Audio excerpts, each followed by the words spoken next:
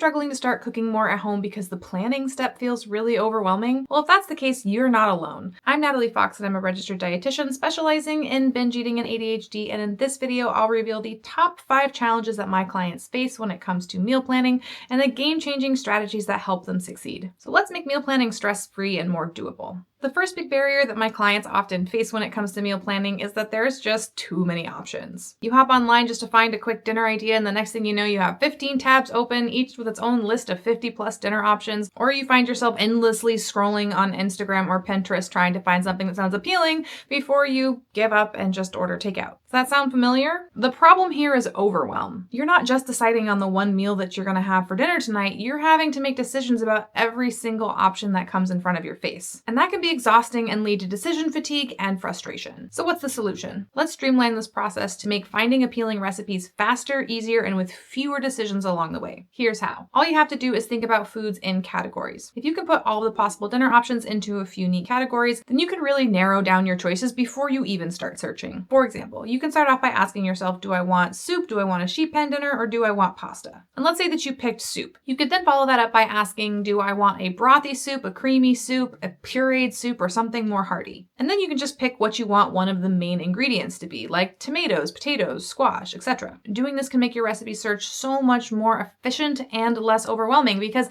instead of putting into your Google search dinner ideas and getting everything under the sun, you could put in something more specific, like pureed squash soup recipes. And if coming up with these categories and questions feels overwhelming, don't worry, I have you covered. I've created a free downloadable decision tree tool to make this process super easy. You can find a link to that in the description box below. Moving on, let's talk about the next big barrier, and that's whether or not you're making the right choice. If you're looking to cook more at home, chances are you're also looking to make meals that are healthier. But with all of the conflicting information out there around what's healthy and what's optimal, it can be really easy to feel stuck. So here are 2 simple guidelines to help you move forward. Number 1, prioritize pleasure when selecting recipes, especially at first. One big hurdle to cooking at home more is that a lot of people feel that restaurant food tastes better. And if your home-cooked meals feel bland or boring, that can be really demotivating to continue the habit. So start with meals that are exciting to eat, because that's going to make cooking a lot more enjoyable. And number 2, push those pleasurable recipes in the right direction by making sure they include more whole plant foods. When it comes to healthy nutrition, there is no one right answer, and there is a lot of nuance, but what the research is pretty unanimous about is that the more whole plant foods you can include,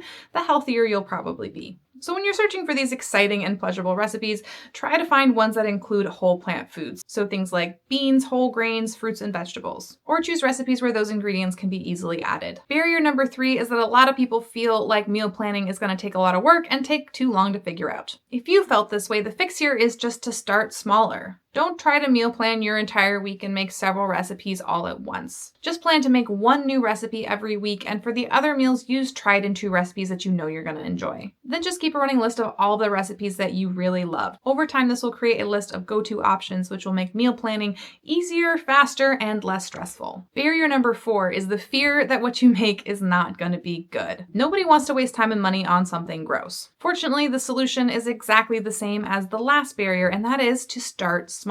By committing to only trying one new recipe every week, you're minimizing risk, because if it's a flop, well, it was just one meal, it wasn't your entire weekly plan. And again, if you have this running list generated of all of the options you liked, well, then you'll end up with a menu of things that are guaranteed hits. And barrier number 5. You ever meal prep something and you're super excited about it, but then when it comes time to eat it, it just doesn't sound good anymore? It's actually a really common problem. Here's how you handle it. One option is to freeze your leftovers. So if you get to that meal and it's just not hitting, pop that thing in the freezer rather than forcing yourself to eat it. Because doing this will enable you to not only not waste food, but it will provide you with a number of different meals in your freezer that you can fall back on in case your meal prep doesn't go according to plan in the future. Another option for handling this barrier is to prep ingredients rather than prepping meals. For example, instead of a meal prep being making a casserole or a soup, you would instead cook some grains, chop all the veggies that you'd need for the week, and doing this gives you a lot more flexibility because you can use those ingredients in different ways if your original idea doesn't sound good to you anymore. And if you're going with this plan, it can be helpful to have a backup idea in mind for how you might use those prepped ingredients. My personal favorite backup meal option is to just throw all the ingredients into pasta because,